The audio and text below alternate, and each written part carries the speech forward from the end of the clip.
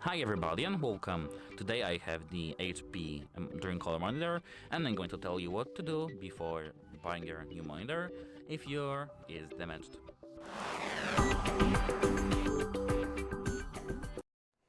So, the first thing you have to check is your power supply, because your monitor might not be damaged, your power supply may be.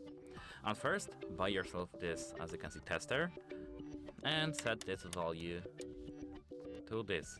Now bring your two here, as you can see, testers and your power supply. You have to, as you can see, touch this big metal thingy and your power output.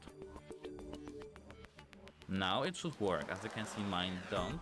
It's because it is for my video, but yours should work. That's it. Hope it helps you and goodbye.